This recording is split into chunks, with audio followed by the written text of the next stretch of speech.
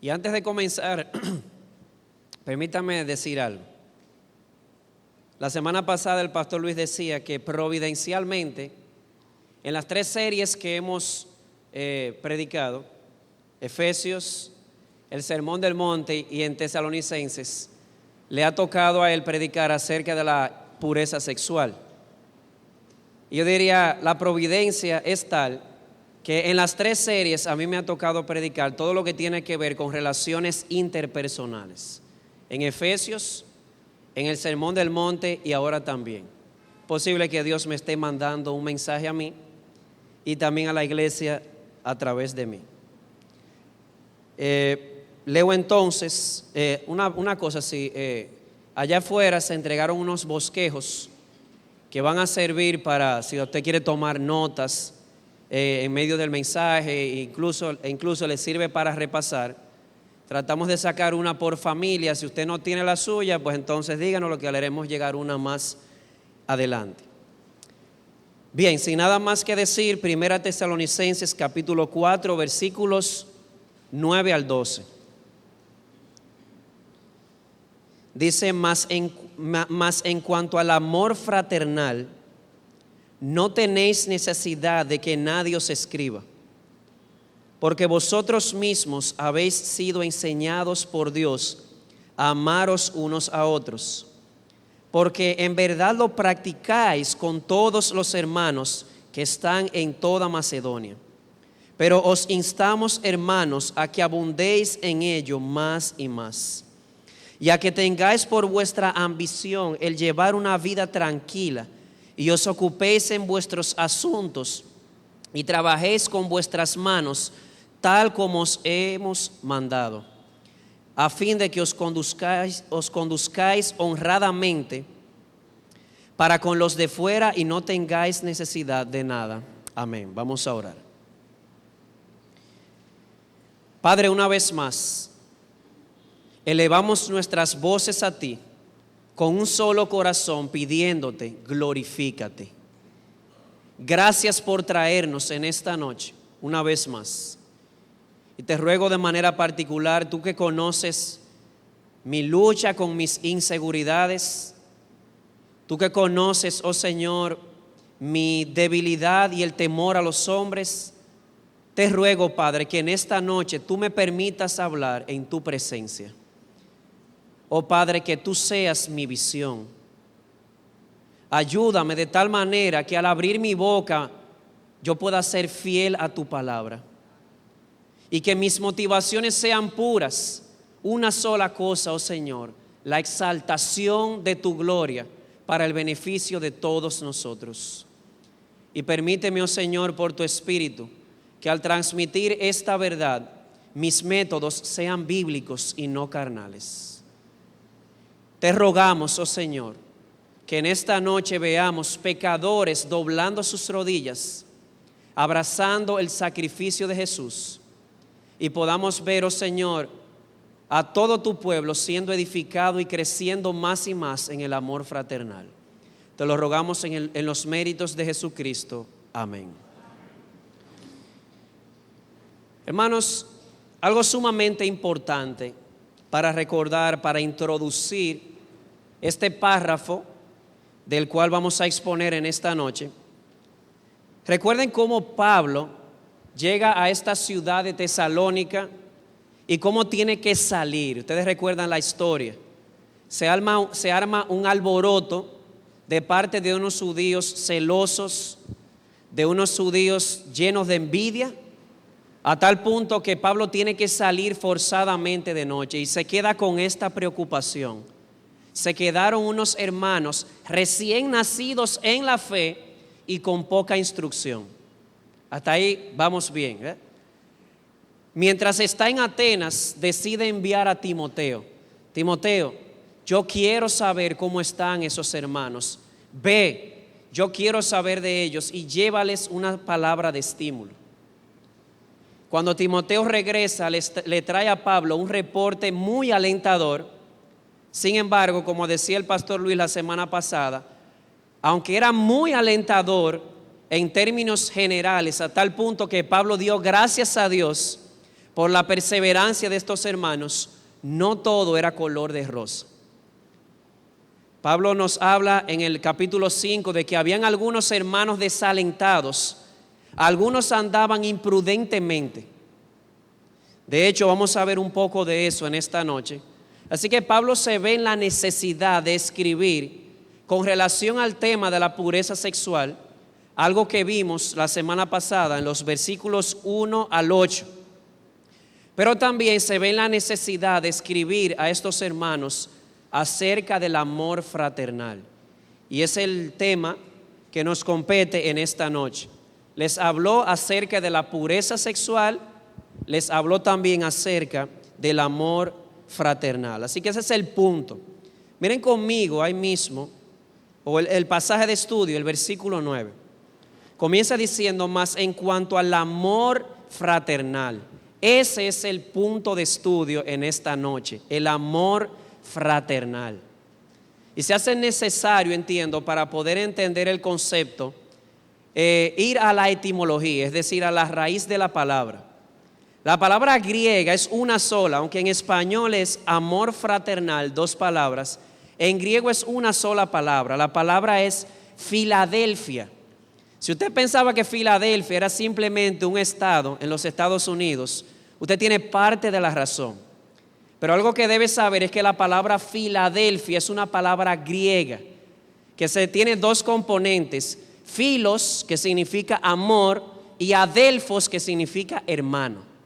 Filadelfia, la raíz sugiere que estamos hablando de el amor entre los hermanos.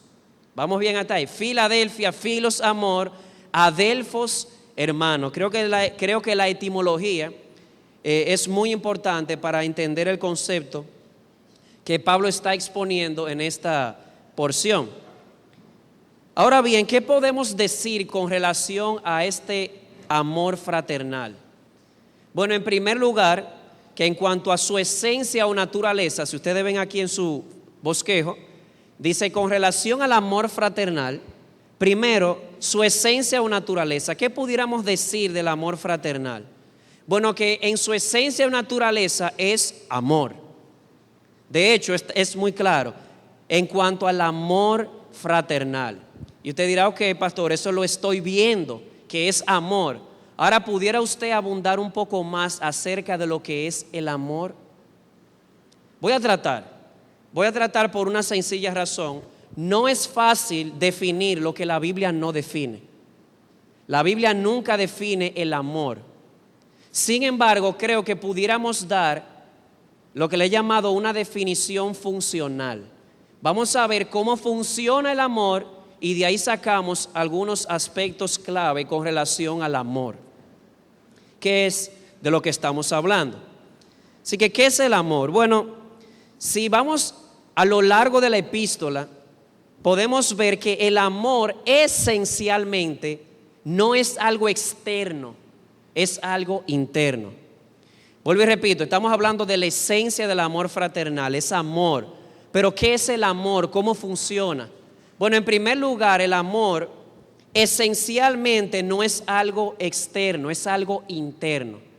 En el capítulo 1, versículo 3, un pasaje que consideramos en la primera predicación de esta serie, Pablo elogia a estos hermanos por su trabajo de amor. Oigan esto, por su trabajo de amor. Algunas versiones ponen por su trabajo motivado por el amor. Lo pueden ver con más claridad. El amor no es la obra o el trabajo que se hace, es lo que motiva ese trabajo o esa obra. Vuelvo y repito, el amor esencialmente no es externo, es algo interno. Y vemos que en el capítulo 1, versículo 3, como a forma de prueba bíblica, se nos habla de un trabajo motivado por el amor. Usted pudiera hacer algo por otro, trabajar por otro, y su motivación no ser amor. Ahora entienden por qué quiero hacer esta aclaración.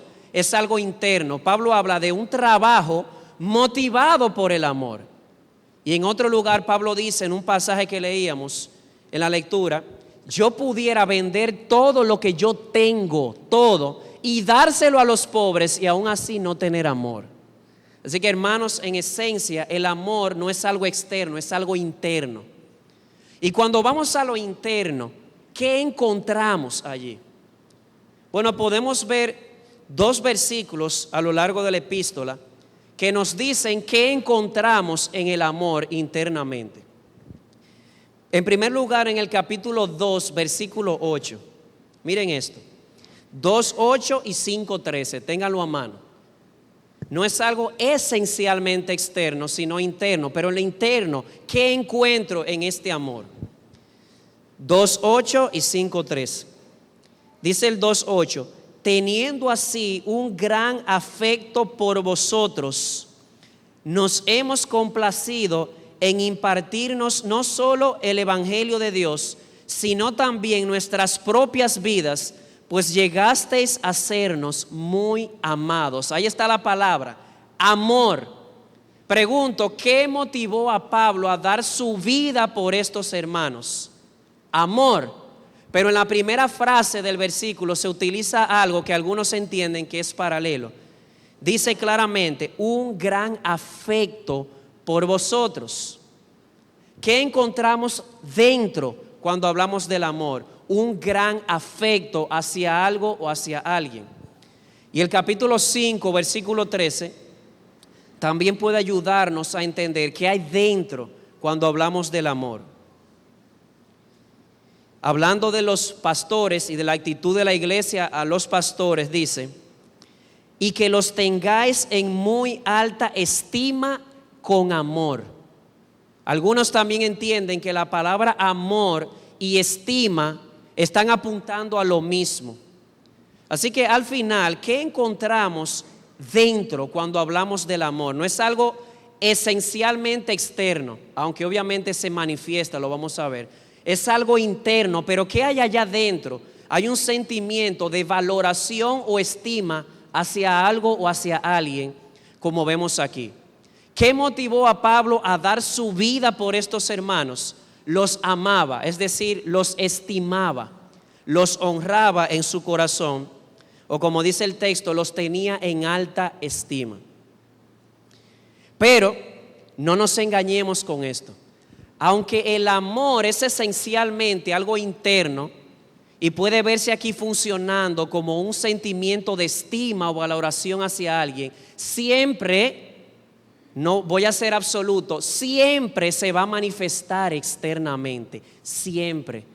No existe tal cosa como un sentimiento de valoración o estima hacia otra persona y que al final no haga algo por la otra persona. En el capítulo 1, versículo 3, una frase que ya mencionamos. Oigan cómo dice Pablo: el trabajo vuestro motivado por el amor. El amor estaba en ellos. Ellos valoraban, estimaban a sus hermanos y eso les llevó a trabajar por sus hermanos. Lo mismo Pablo en el capítulo 2. Él estimaba a estos hermanos y eso le llevó a dar hasta su vida, consumirse en servir a estos hermanos. Así que, hermanos, no nos engañemos. El amor siempre va a obrar o trabajar en favor de aquel que nosotros decimos que valoramos o honramos.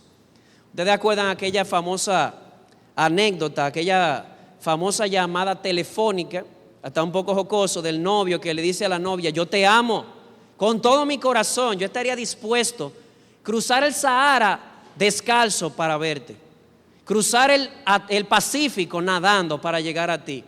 Y ella le dice: ay, qué lindo, ven a mi casa y dime. Le dice: y es fácil, tú no ves que está lloviendo. Es decir, ¿dónde estaba esa valoración o estima que él decía tener por esa mujer? Hermanos, ¿por qué a veces le decimos a los hijos: padre, ustedes saben que es así? Hijo, nosotros sabemos que es así. Hazme el favor, Lía, voy a poner un ejemplo. Recógeme tu habitación. Y va tirando patadas. Mira, ¿sí o no? Si lo vas a hacer así, mejor no lo hagas. ¿Por qué? Porque nosotros sabemos de que aunque lo están haciendo externamente, el ideal es que lo hagan motivados por una valoración o estima por sus padres.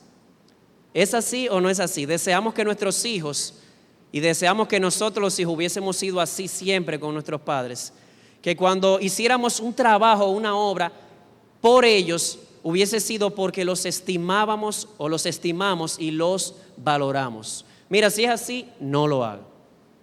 Así que, hermanos, en resumen, funcionalmente pudiéramos decir que el amor que estamos viendo aquí en 1 Tesalonicenses 4, 9 al 12, es un sentimiento de valoración o de estima que nos constriñe a obrar y trabajar por el bien y la felicidad de aquellos que decimos valorar y estimar. Voy a repetir.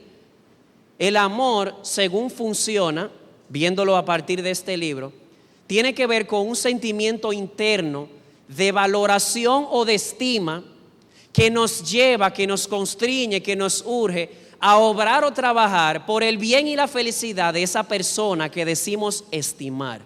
Tú me estimas, tú me valoras, sí. Bueno, pues debes mostrarme eso con lo que haces. Así que es algo esencialmente interno, pero va a suceder como una copa cuando usted la llena de vino. Llega un momento de cualquier líquido. Cuando usted la llena, llega un momento en que comienza a rebosar. El amor es igual. Cuando estamos llenos del amor de Jesús, llega un momento en que hace ¡buf! Explota, es decir, rebosa. Es imposible que no lo haga por la naturaleza de lo que es el amor. Así que en cuanto a su esencia, estamos en el bosquejo. ¿Qué es el amor fraternal? Es amor. Es decir, como dice en la pregunta 2, un sentimiento de valoración o estima que busca obrar o trabajar por el bien y la felicidad de aquel que estimamos o valoramos. Ahora bien, ¿cuál es su enfoque? Estamos en B de la pregunta 1. ¿Cuál es el enfoque del amor fraternal? Bueno, la palabra sugiere que el enfoque es un enfoque horizontal. ¿Cómo así? Que es el amor al prójimo, que se deriva del amor a Dios. De hecho, en el versículo 9 tenemos al final una explicación de lo que es el amor fraternal. Dice: más en cuanto al amor fraternal, no tenéis necesidad de que nadie os escriba. ¿Por qué? Porque vosotros mismos habéis sido enseñados por Dios a amaros unos a otros. Así que este sentimiento de valoración o estima hacia otra persona tiene un enfoque horizontal. Es un amor al prójimo que obviamente siempre se deriva del amor a Dios. Así como oraba el pastor Newton hace un rato, que el amor de Dios nos lleve a amar al prójimo. Y con relación a su alcance, parte C en el bosquejo, ¿cuál es el alcance de este amor? Es los hermanos. Filadelfia, amor a los hermanos. Además es algo que el versículo 10 resalta. Dice: porque en verdad lo practicáis con todos los hermanos que están en toda Macedonia. Recuerden que Tesalónica, como decíamos en la primera ministración, era una ciudad que estaba en esta región llamada Macedonia. Y el punto en todo esto es lo siguiente: estos hermanos en Tesalónica, ellos permanecían en amor. Capítulo 1, versículo 3. Y Pablo exhorta a estos hermanos a abundar más y más en ese amor fraternal. Es decir, en ese sentimiento de estima o valoración hacia otro que nos lleva a obrar por ellos, que tiene un enfoque horizontal hacia los demás, pero de manera particular hacia los hermanos. Usted está diciendo, pastor, entonces que no debemos amar a los que no son cristianos. No, no es eso lo que estoy diciendo. Porque si recordamos en el capítulo 3, versículo 12, Pablo ora porque ellos abunden en amor hacia los hermanos y hacia los que están fuera. Es decir, el amor del cristiano no debe ser solo hacia el hermano, aún hacia sus enemigos, dijo Jesús en Mateo capítulo 5. Pero el punto central de este párrafo es el amor a los hermanos. Hasta ahí vamos bien. Filadelfia, amor a los hermanos. En cuanto a su naturaleza o esencia es, ¿qué es? Amor. ¿Qué es? Amor. Ese sentimiento de valoración o estima que trabaja u obra por los demás. En cuanto a su enfoque, es un enfoque horizontal hacia otros de la misma clase, pero de manera particular su alcance es los hermanos. Pablo va a hablar en este contexto acerca del amor hacia los hermanos. ¿Y por qué es importante este tema? Les voy a decir en estas palabras. En el capítulo 1, versículos 3 y 4, seguidamente Pablo habla del amor de estos hermanos. Dice, porque nosotros, amados hermanos, conocemos vuestra elección. O para decírtelo en términos más simplificados, el amor es una evidencia de que hemos sido escogidos por Dios. Capítulo 1, versículos 3 y 4. El amor es una evidencia de que hemos sido escogidos por Dios. Y me llama la atención, pensando en 1 Corintios 13, algunos hermanos pensando de que sus dones de lenguas, de profecías, iban a impresionar a otra persona.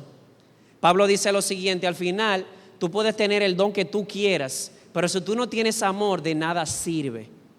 Y Juan lo puso de esta manera: en esto nosotros conocemos que hemos pasado de muerte a vida, en que nos amamos los unos a los otros. Hermanos, entiendan esto: este es un tema de vida o muerte. La semana pasada el pastor Luis leía el pasaje que dice: la voluntad de Dios es vuestra santificación, es decir, que se mantengan en pureza. Pues esta noche vamos a argumentar que es la voluntad de Dios que nos amemos los unos a los otros. Juan dijo también en su epístola que el que no ama a su hermano es un homicida como Caín.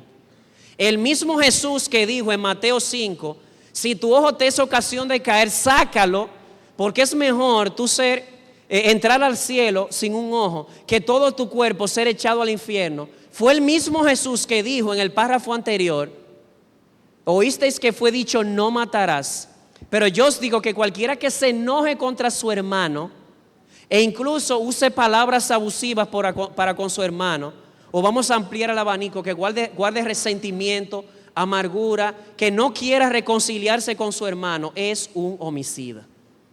Y quiero resaltar esto, hermanos, porque hay muchas personas que están dispuestas a romperse un brazo con tal de andar en pureza sexual, pero muchas veces no se ve ese mismo esfuerzo en reconciliarse con el hermano. Oye, puedes hacer todo el esfuerzo que quieras para evitar la impureza sexual, y si no te esfuerzas en ser un pacificador y en andar en amor, estás dando evidencia de que estás en muerte. Oye esto: sabemos que hemos pasado de muerte a vida en que amamos a los hermanos. Hermanos, espero que le demos la importancia a este tema que tiene, que sintamos el peso. Lo que demuestra al mundo que Jesús es real es el amor, no solamente los dones.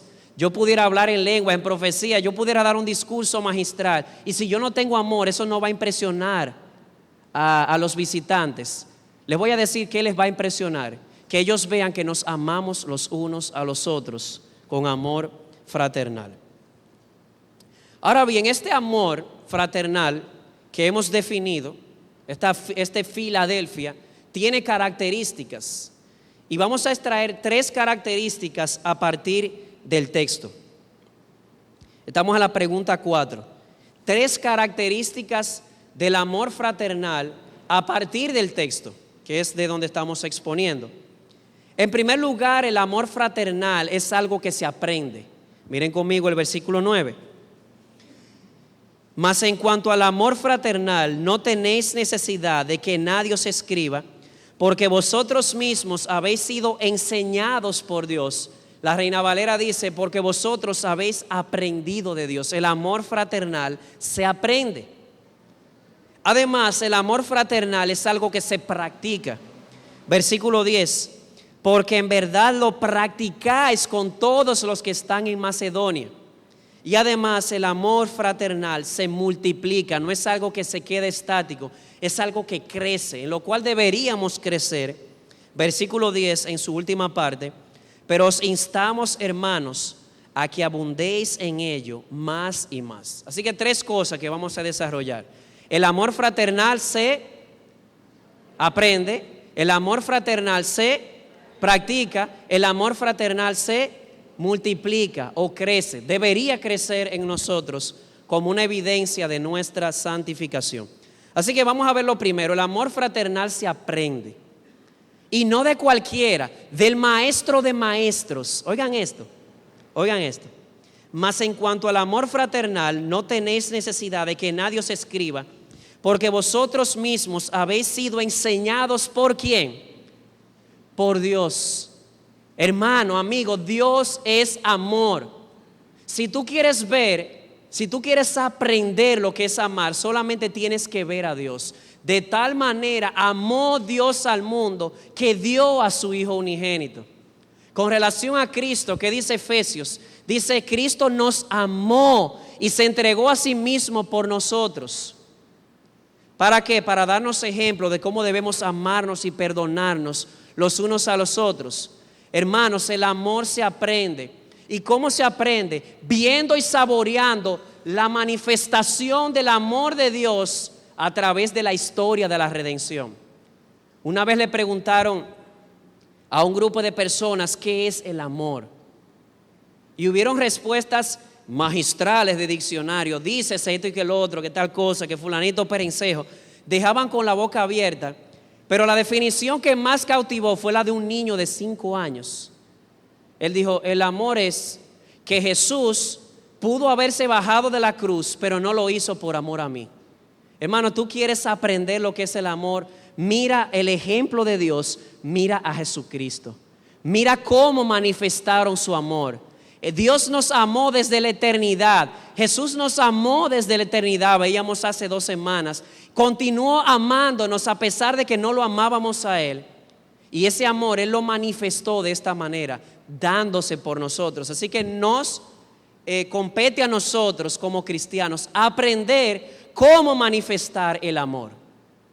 Nos compete, nos importa, debería importarnos a nosotros los cristianos aprender a cómo manifestar el amor en los unos a los otros. Así que, ¿qué vamos a hacer?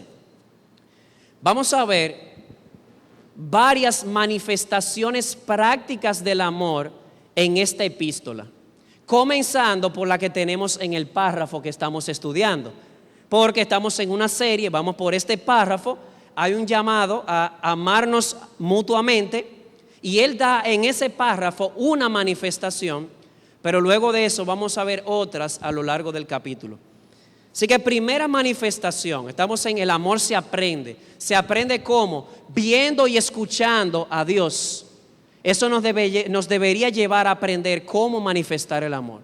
Primera manifestación, el amor o cuando amamos somos considerados con los hermanos. Recuerden que esto no es en orden de importancia, es porque es lo que tengo en el texto. El amor es considerado, o el que ama es considerado con sus hermanos. Miren los versículos 11 y 12. Dice, ya que tengáis por vuestra ambición el llevar una vida tranquila y os ocupéis en vuestros propios asuntos y trabajéis con vuestras manos tal como hemos mandado, a fin de que os conduzcáis honradamente para con los de afuera y no tengáis necesidad de nada. Y usted dirá, ¿qué tiene eso que ver con el amor fraternal? Resulta y viene al caso que uno de los temas más prominentes en Tesalónica o en esta iglesia era el tema de la segunda venida de Cristo. Pero ¿qué sucede? Parece como que ellos en su mente tenían un cuadro tipo Hollywood. Ustedes han visto unas películas que hablan de la venida de Cristo, que Left Behind, dejados atrás, que usted no sabe si volverse loco, comerse las uñas, no sé qué. Hay una inquietud que produce. No hay una sensación de paz, no hay un sentimiento de paz. Al parecer, el tema de la segunda venida había causado algo así entre ellos. Y por eso Pablo tiene que decirles en el versículo 11, a que tengáis por vuestra ambición el llevar una vida tranquila. En el contexto, ¿qué significa llevar una vida tranquila? Bueno, estudiando, podemos ver que lo que Pablo quiere decirles es, no permitan que la expectativa de la venida de Cristo les lleve a vivir con un sensacionalismo insano. Un sensacionalismo tipo Hollywood. Eso es lo que estaba sucediendo, pero eso no es lo único. Ese sensacionalismo insano llevó a estos hermanos a lo que vimos hace un año atrás. Ustedes se acuerdan que hubo un falso, porque no hay otra manera para llamarlo, llamado Harold Camping, que él dijo que Jesús venía en tal fecha. Como dijeron hace unos 100, 200 años los adventistas, o Miller profetizó, no profetizó por la Biblia, que Jesús venía en tal fecha. Eso produjo un sensacionalismo tal que la gente dejó de trabajar y comenzaron a vender todo. Se fueron a las montañas a esperar a Cristo. Hace un año y pico subieron en las azoteas para esperar a Jesús. Todavía lo están esperando. Dejaron de trabajar. Y no solamente dejaron de trabajar, estos hermanos, ese sensacionalismo tipo Hollywood, los llevó a dejar de trabajar porque ellos pensaban, ya Cristo viene a la vuelta de la esquina. Comenzaron a meterse en la casa de los hermanos. Eso es lo más común en el ocioso. El ocioso que no trabaja siempre se está metiendo en la casa del otro o está criticando. Aquí le llaman pendencieros. Estaba sucediendo esto también aquí. No estaban trabajando, estaban viviendo a costillas de otro, metiéndose en asuntos que no les competían o no eran de su incumbencia.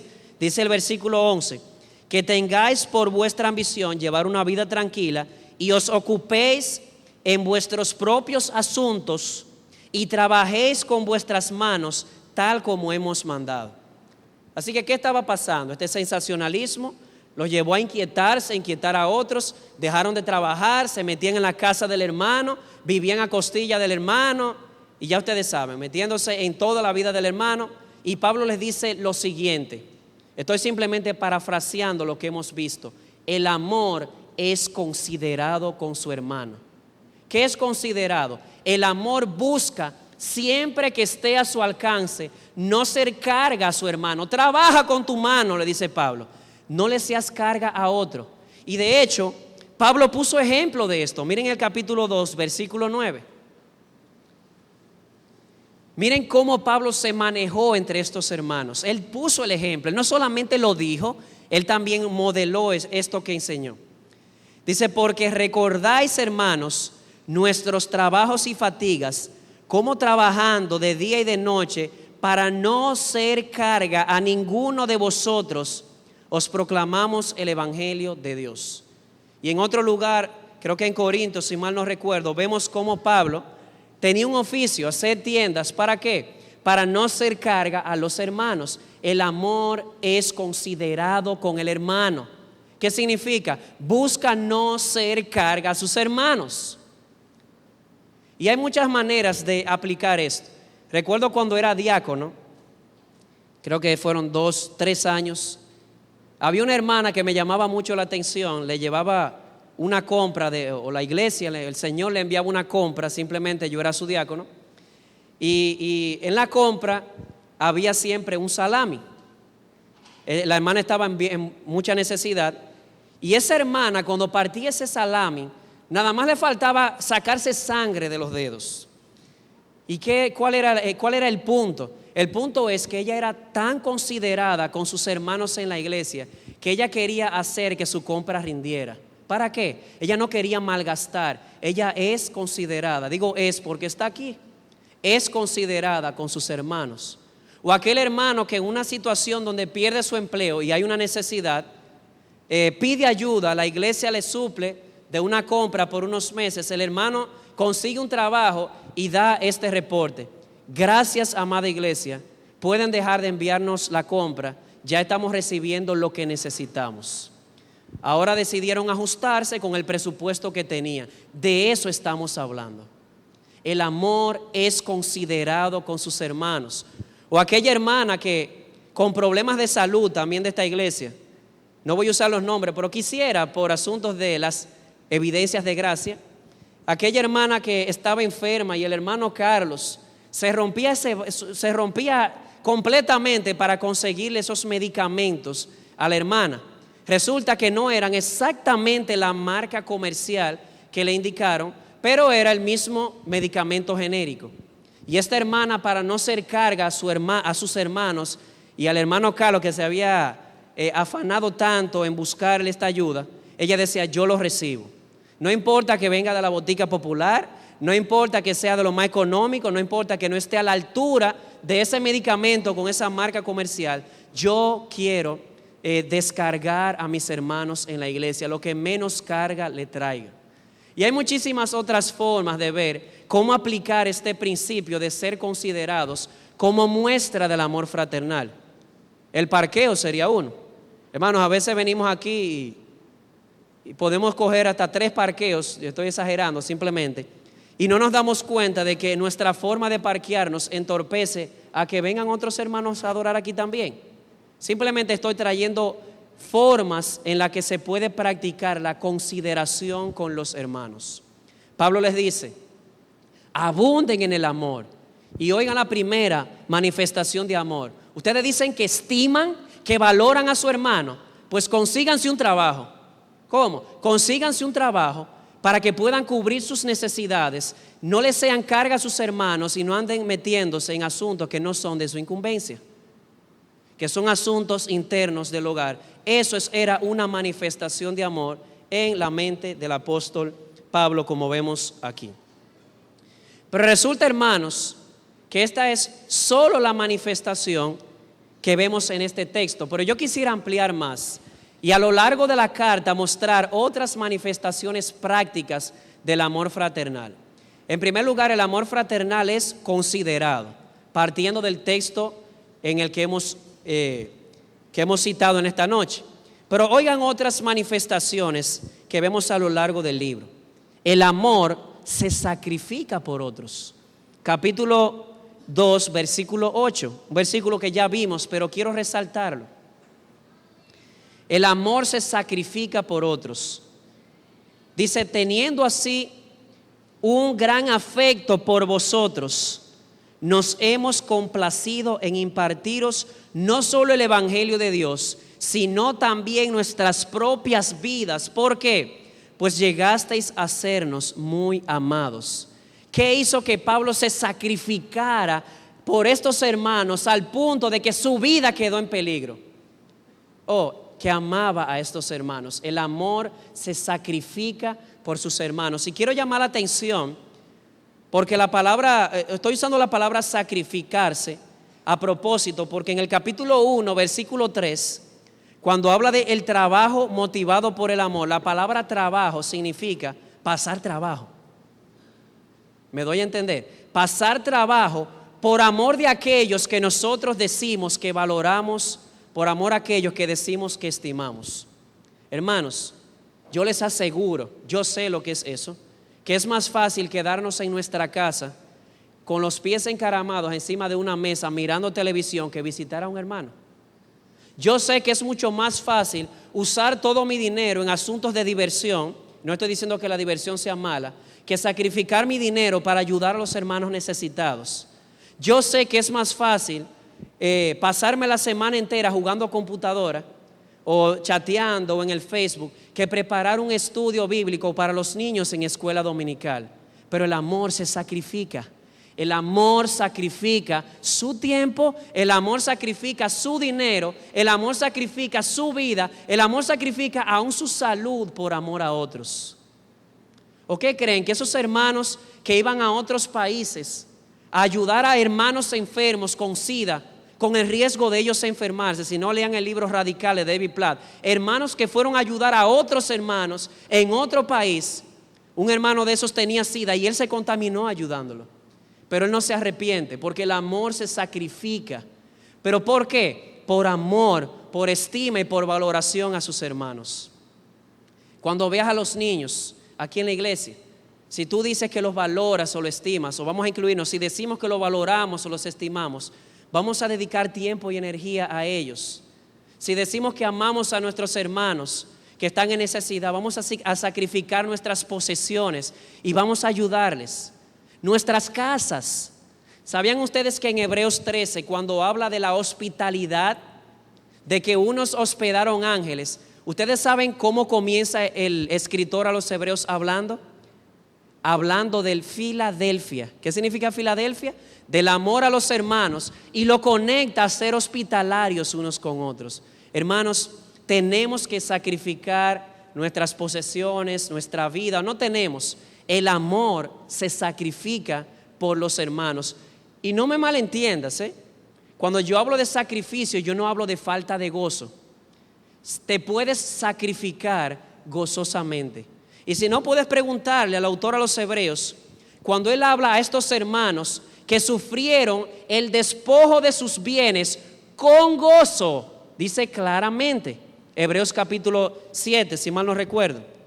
Lo tengo por aquí, pero se me perdió. Hebreos 10, versículos 34 y 35. Ellos gozosamente sufrieron el despojo de sus bienes, se sacrificaron gozosamente. Así que no pienses que sacrificarse significa falta de gozo. Es más, yo diría que a veces no tenemos gozo porque no nos sacrificamos por los hermanos. La falta de gozo en la vida cristiana muchas veces viene por eso, porque no nos sacrificamos, porque no le creemos a Jesús cuando Él dice que mejor es dar que recibir. Pensamos es mejor darme, yo me siento gozoso si me dan, y están ignorando. Yo no estoy hablando de que si usted está en necesidad no espere, no, acérquese con confianza.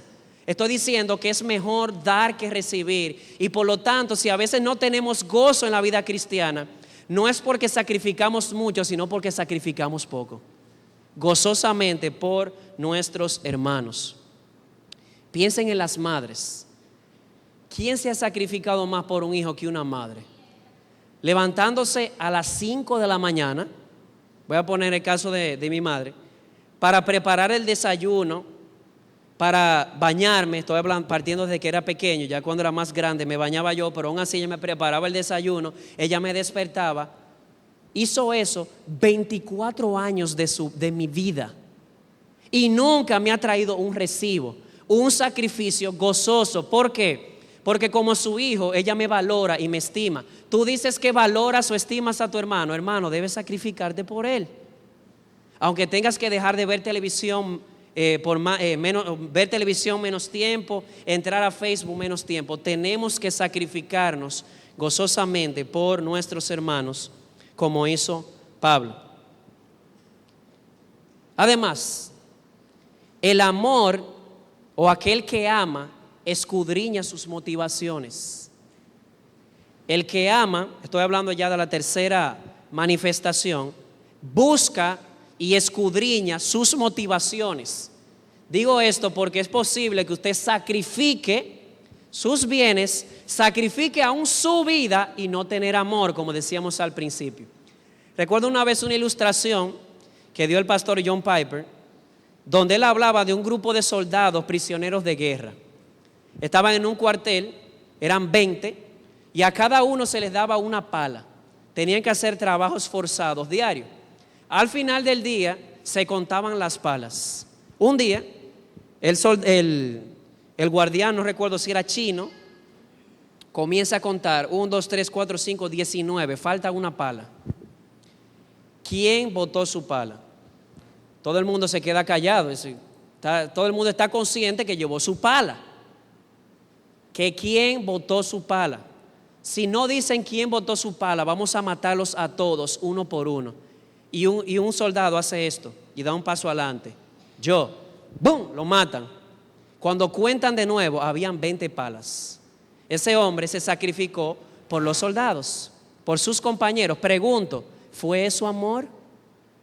Les aseguro que la primera tendencia es decir que sí. Pablo dice, no necesariamente.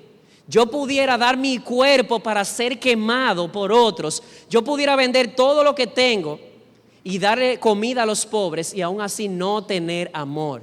Hermanos, el amor o el que ama busca escudriñar y ver cuáles son sus motivaciones al dar. Yo pudiera dar en la iglesia para que otros vean que yo doy. Yo pudiera predicar en la iglesia y que mi motivación no sea la gloria de Dios, sino que me exalten a mí como persona, aunque me haya pasado 8 horas preparando el sermón. ¡Wow! ¡Qué sacrificio! Sí, pero ¿para qué el sacrificio? Para que me exalten. Entonces no es amor. El amor escudriña las motivaciones de sus acciones. Además, hermanos, aquí la voy a poner dura, La voy a poner dura, pero voy a empezar por mí. El amor, ya que estamos hablando de motivaciones y asuntos internos, cuida el honor y la pureza sexual de sus hermanos. Capítulo 4, versículo 6. Un pasaje que trató el pastor Luis, simplemente voy a usarlo para ampliar el tema del amor fraternal. Dice, y que nadie peque y defraude a su hermano en este asunto. ¿En cuál asunto? Bueno, si ustedes no lo recuerdan o no estaban aquí, el pastor Luis predicó esa porción y habla de la impureza sexual. ¿Es posible yo defraudar a mi hermano en asuntos de impureza sexual? Hermano, y te voy a hablar a ti, al varón. Se ha hablado mucho del vestuario femenino. Sí, cada quien dará su cuenta. Pero cuando tú miras a una hermana y la codicias, el problema no es el vestuario, el problema es tu corazón y el mío. Punto. Tenemos que trabajar con nuestros corazones. Cuando yo veo a una hermana y la codicio en mi corazón, eso no se llama yo tropecé por su ropa, eso se llama falta de amor fraternal. Según Pablo, el amor busca que estima y valora a su hermano, busca no defraudar a su hermano en estos asuntos. Tenemos que luchar constantemente para hacer buenas construcciones de nuestros hermanos y hermanas, aun cuando no vengan vestidas debidamente, que es algo que después el pastor Luis tratará.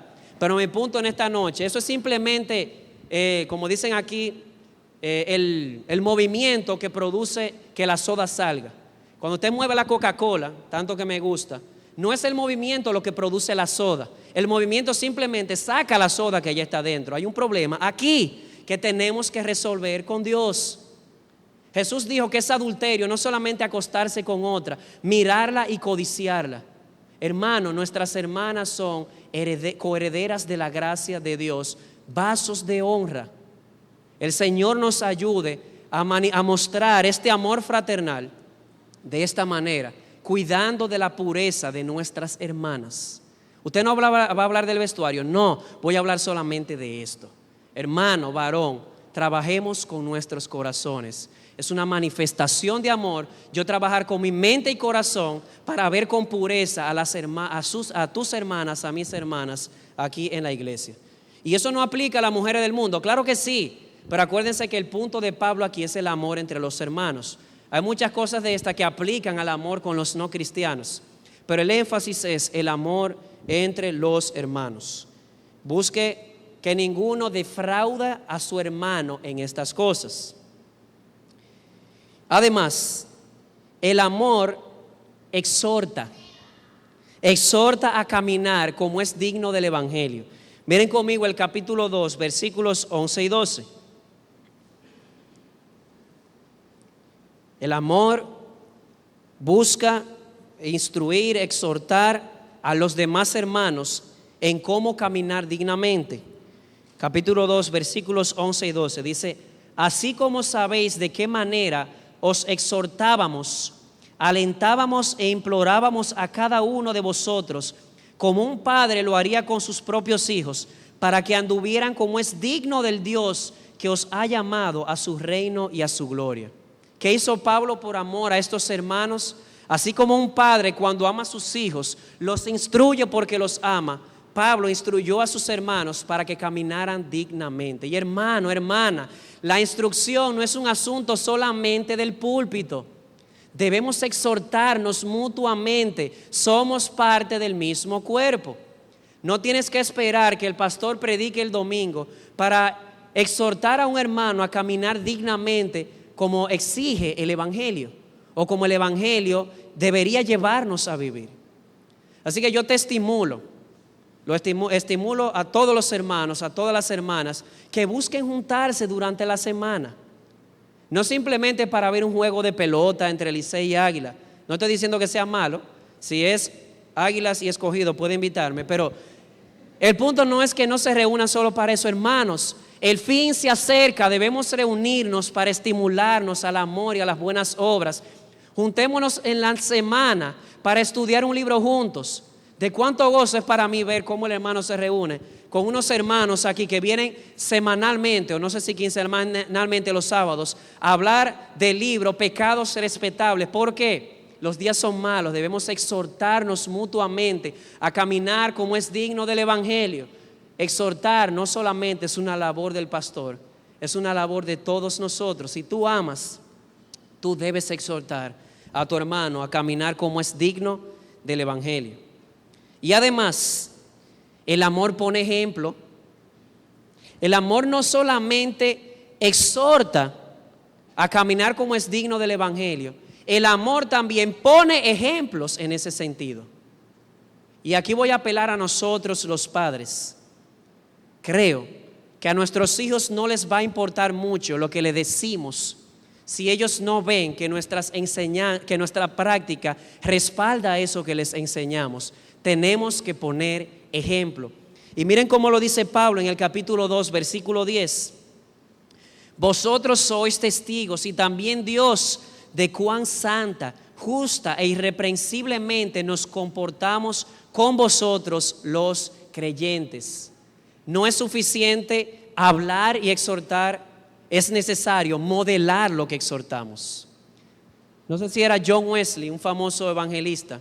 Le preguntaron en una ocasión, oigan esto, uno de los más grandes evangelistas de la historia de la iglesia, le preguntaron: Wesley, ¿cuál es tu predicador favorito? Y él no titubeó en decir: mi mamá. Su mamá no era pastora, su mamá no era consejera, bueno, consejera establecida en la iglesia, pero de algo él estaba seguro, que nadie le había predicado a él como lo había hecho su mamá con su ejemplo.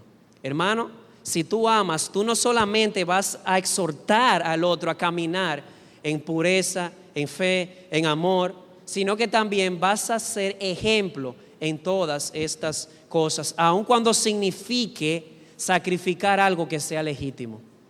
Simplemente, por ejemplo, a nuestros hermanos. Así que el amor pone ejemplo. Y no solamente esto. ¿Qué sucede si yo he exhortado a un hermano a andar como es digno del Evangelio? ¿Qué sucede si yo le he dado ejemplo de cómo andar dignamente, pero él no anda como es digno del Evangelio? ¿Qué hace el amor? El amor reprende, hermano. ¿Qué leíamos en la lectura consecutiva?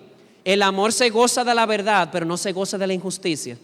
De modo que cuando veo a un hermano que no anda como es digno del Evangelio, yo debo fraternalmente ir personalmente, sin un intermediario, sin un mensajero, y reprenderlo secretamente. Los intermediarios vienen si él no responde. Personalmente. Miren cómo dice Pablo en el capítulo 5, versículo 14.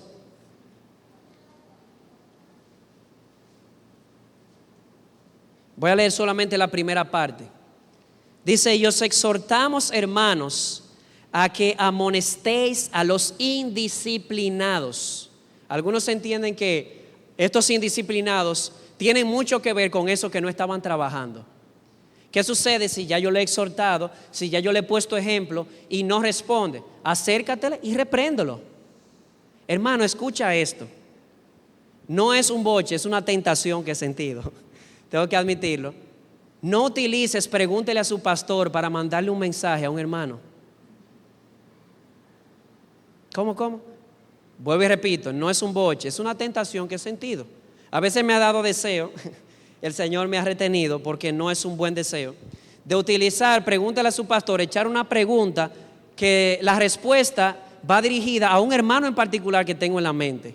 No, hermano, el amor no busca intermediarios, el amor va y reprende al hermano. Y si reacciona mal, bueno, para eso viene entonces el segundo paso. Mateo 18, busca un testigo. Pero el amor busca mantener todo en secreto mientras se pueda. Busca cuidar la reputación del hermano. Repréndelo tú y él estando solos, sin necesidad de publicarlo o de hacerlo público de tal manera que el hermano quede avergonzado, sin haber pasado por el proceso de Mateo 18. Pero, ¿y qué sucede si el hermano anda como es digno del Evangelio? Hermano, el amor busca y elogia las evidencias de gracia en los hermanos. Si tú has visto a un hermano caminando como es digno del Evangelio, no titubees en decírselo. Hay una filosofía, yo no sé si solamente en el mundo reformado, pero la he visto ahí, pero también en otros círculos cristianos, que dicen: no, yo no elogio a esa persona porque eso estimula a su orgullo. Claro, lo puedo criticar a dos manos porque es más fácil criticar, pero yo no lo voy a elogiar porque eso estimula su orgullo. Como decía el pastor Arocha, deja que Dios trate con su orgullo.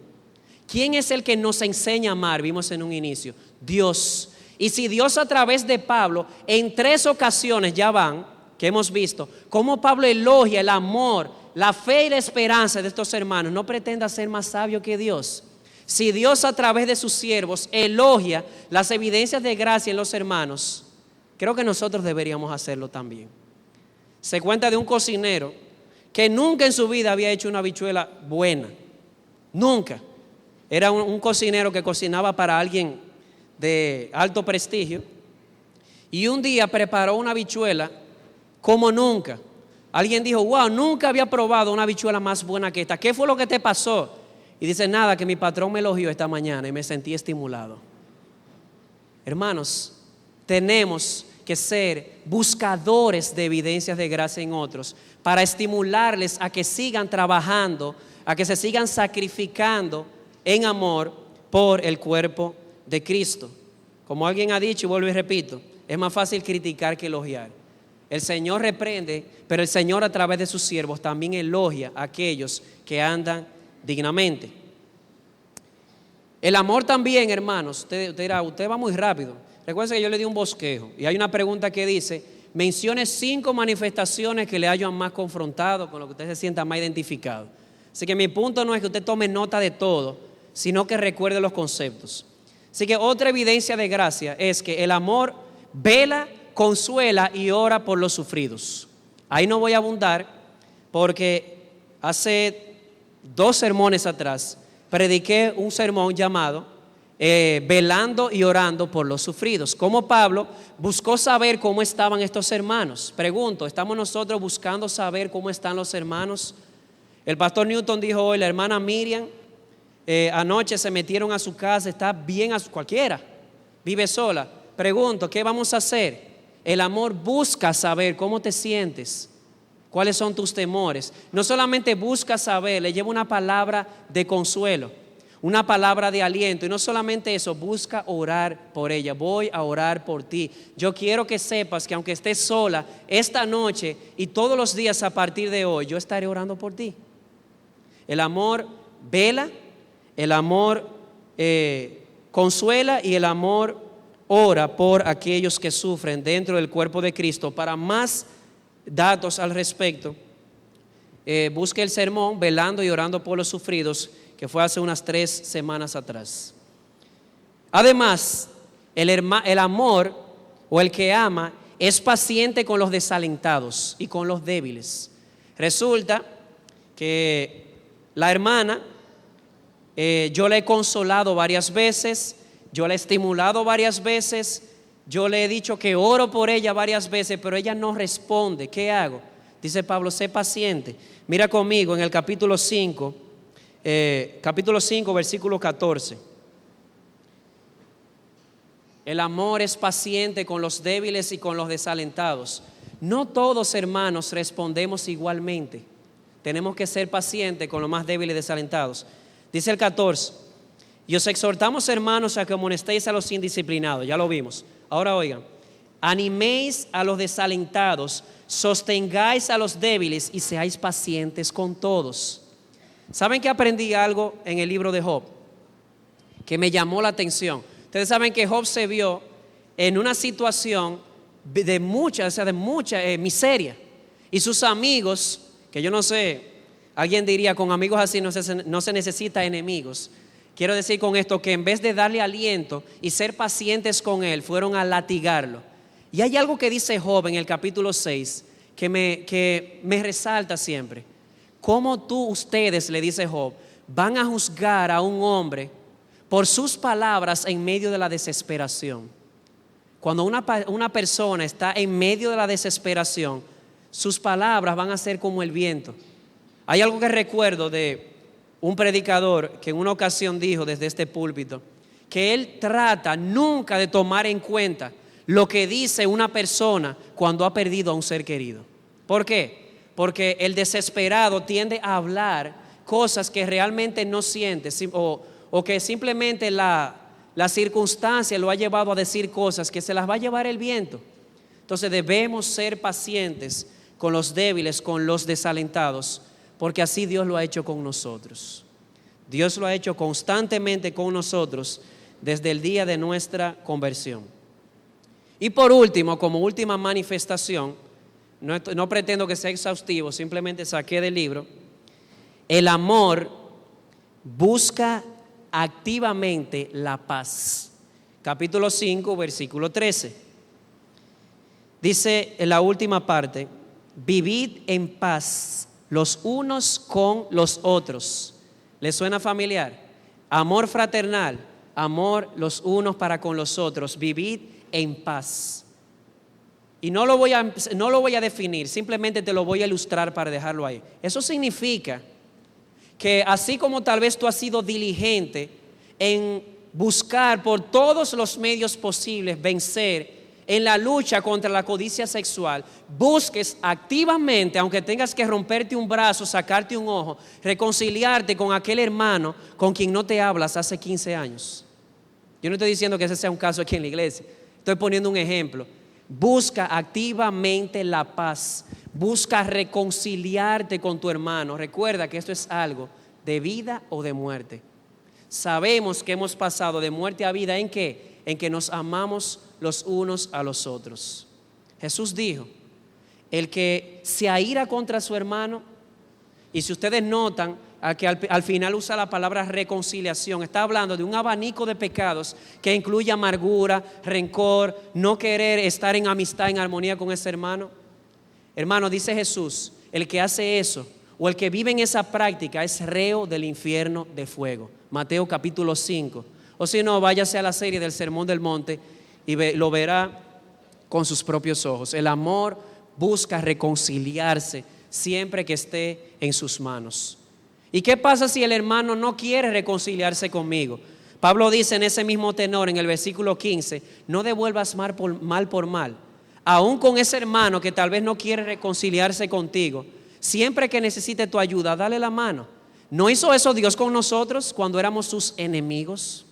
Entonces, hermanos, el amor busca activamente la paz. Bienaventurados los pacificadores, porque ellos serán llamados hijos de Dios. Así que voy a repetir las manifestaciones que pude extraer, por si alguno quiere ponerla aquí, en esas 5 que ponga el bosquejo que más te hayan impactado. Es considerado, se sacrifica por otros, escudriña y cuida sus motivaciones, cuida el honor y la pureza de sus hermanas, voy a usarlo así, exhorta a caminar como es digno del evangelio, pone ejemplos, enfrenta a los que andan desordenadamente, busca evidencias de gracia en otros, vela, consuela y ora por los sufridos, es paciente con los débiles y busca activamente la paz. Hermanos, el amor fraternal se aprende. Veamos a Dios cómo ha actuado, lo que ha dicho en su palabra, veamos cómo se ha manifestado su amor para con nosotros y pongámoslo por obra. Y eso nos lleva a la segunda parte. Te dirá que las dos últimas características son bien breves, porque el mayor punto era ahí. El amor no solamente se aprende, también se practica, como vimos en el texto. No es suficiente saber cómo se manifiesta el amor, hay que practicarlo. Dice Santiago, aquel que es simplemente un conocedor y no un hacedor de la palabra, es como aquella persona que se ve en un espejo y luego se va y se olvida su apariencia. Y luego dice: la religión pura y sin mancha es esta, que se acuerden de las viudas, de los huérfanos y que se guarden sin mancha del mundo. Es decir, entra un aspecto relacional en el mismo contexto donde dice: no sea simplemente un oidor, sea un hacedor. Y me surgió esto pensando en mí, pensando en lo poco que he practicado esto. Lo puse entre comillas, pregunta 6. A muchos se nos olvida lo que es el amor fraternal, no porque ignoramos sus manifestaciones prácticas, sino porque no las practicamos. Santiago dice: el que oye y no practica es como aquel que se ve y luego se le olvida cómo era su apariencia en el espejo. Se nos olvida lo que es el amor porque no lo practicamos. Y por último, El amor fraternal también se multiplica. Acuérdense que son tres. Se aprende de Dios, se practica, se multiplica. Dice Pablo aquí que abundéis. Gálatas capítulo 5, versículo 22. El fruto del Espíritu, ¿cuál es el primero? Amor. Y luego dice gozo, paz, paciencia, benignidad, bondad, fe, mansedumbre, templanza. Y oigan cómo termina. Esta lista encabezada por el amor termina así: contra esas cosas no hay ley. ¿Hasta dónde amar? ¿Quién te dijo que hay un límite? Escucha esto: no hay ley contra el amor. Debe multiplicarse más y más hasta que llegue un momento en que explotes. Si vamos a usar ilustración, no hay ley, el amor se multiplica. Hermano, ¿y cómo puedo hacer que el amor se multiplique en mi vida? Bueno, lo primero es que mientras más conozcamos a Dios y lo que Él ha hecho por nosotros en Cristo, más crecerá el amor en nosotros. Dice Pablo en Efesios capítulo 5, así como Cristo os amó y os perdonó, así también háganlo con los hermanos. Oigan esto, ¿cuál es el parámetro? Así como Jesús me amó y me perdonó, de esa misma manera yo debo amar al hermano. Mientras más considere la obra de Dios en Jesucristo en mi vida, el amor crecerá más. Y Pablo lo pone en Romanos 5 de esta manera: que cuando él contempla que Dios lo amó cuando él era enemigo, él llega a esta conclusión, que contemplando eso, el amor de Dios es derramado en su corazón por el Espíritu. Pregunto, ¿cómo era derramado el amor de Dios en el corazón de Pablo y de nosotros? En la medida en que consideramos lo que Dios ha hecho por nosotros en Jesucristo. Imitemos a Dios. Él es el patrón, Él es amor. Además, seamos diligentes, como decíamos, en conocer cómo se manifiesta el amor. Vimos algunas, pero no son todas. En la Biblia hay más. Haz eso en cada libro de la Biblia que vaya. Déjame ver cómo yo puedo manifestar el amor. Y por último, practícalo. Practica lo que has aprendido, porque si no se va a olvidar, como dice Santiago. Y tú, amado amigo, que no conoces a Cristo o que no te has entregado a Jesús, yo quiero que tú consideres esto. Oye esto. ¿Tú crees que un hombre va a dar a su hijo a morir por una persona buena? Yo creo que si el sentido común te va a llevar a responder, como dice el pastor Arocha, no, jamás, jamás. Como ya yo le he hecho ese coro delante de él, no hay problema. Además, una frase famosa en la academia: yo nunca daría un hijo o una hija a morir por una persona buena. Pues tú sabes algo, considera esto: Dios ha amado al mundo de tal manera que dio a su hijo a morir, no por amigos, por enemigos. Y en esta noche Él quiere que los ojos de tu corazón sean abiertos. Pídeselo: Señor, ábreme los ojos del corazón. Yo quiero ver, yo quiero saborear en lo más profundo de mi ser la gloria de tu amor mostrada hacia mí en la cruz. Y el día que lo hagas, vas a tener la más grande motivación para amar a otros. Cristo me amó cuando yo era su enemigo. Entrégate a Jesucristo y tú vas a ver lo que es amar. Oremos.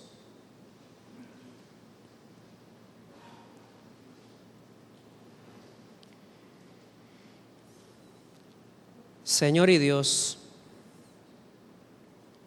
nos sentimos avergonzados porque sabemos mucho, Señor, al menos en teoría, de lo que es el amor, pero cuán lentos hemos sido en aplicarlo. Nosotros confesamos que en muchos de estos puntos que hemos visto en esta noche hemos fallado. Nosotros confesamos que no estamos practicando el amor en muchas de estas cosas que vimos en esta noche. Por eso te rogamos, perdónanos, oh Padre. Perdónanos y eleva nuestros ojos a la cruz de Jesucristo, el centro refulgente de tu gloria y de tu amor.